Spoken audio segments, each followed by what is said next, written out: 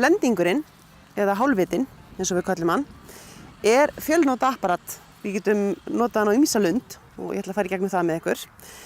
En þetta er í rauninni kylfa sem er hönnuð til að fyrirgefa. Við vorum með í gamla daga dræverinn og svo trékylfur og járn. Núna erum við komið með kylfu sem liggur á milli járna og trékylfa. Hún er nettari, minni haus, þannig að þegar fólk kaupir sér þessa kylfu í golfbúðunum þá er þeim stundum sagt að nota hana eins og járn.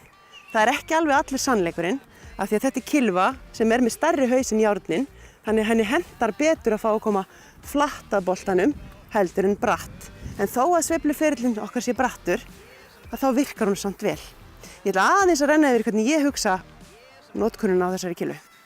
Ég kalla þessa kylfu bjargvættin, hálfvitan, litla bróður dræversins.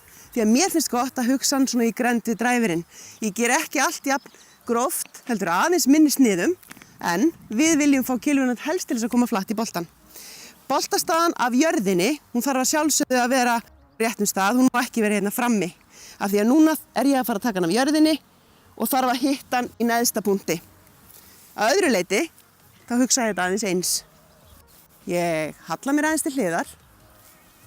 Það getur verið gott fyrir okkur að nota triksi sem þið lærið í seinasta tíma, taka fótinn okkur lítið aftar og svo reyni ég að halda efri partinu mínum þokkalega góðum hérna fyrir aftan boltan.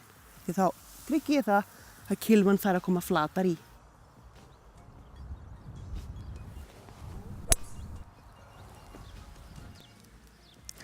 Þegar við erum búin að koma okkur í vandræði, eins og hér, að þá gerist það ofta stressið yfirtekur.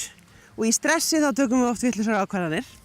En eins og ég sagði áðan, þá er bjargvætturinn okkar, hann er fjölnota apparat.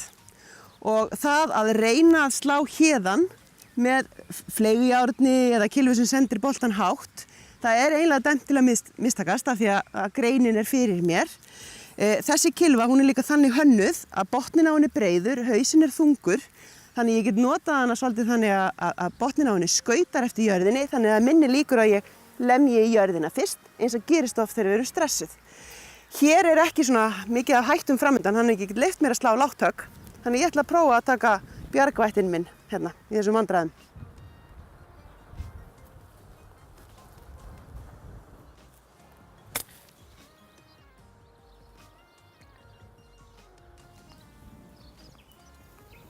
Fleiri hlutir sem við getum gert með fjölnota apparatinu okkar er til dæmis að vippa.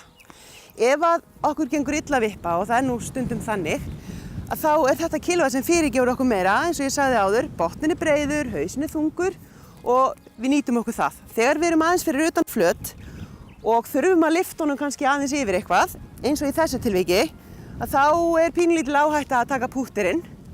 Og ef mér gengur illa að vippa með áttunni minni eða vetsinu mínum, að þá er þetta kylfa sem kemur í staðinn fyrir það. Ég tek að sjálfsögðu mið, ég er búin að því, og svo reyni ég að nota hana svolítið svona bara næstum því leyfi henni að sjá um þetta. Leyfi þyngdina á henni að vinna. Þannig að ég er ekki að slá með höndunum.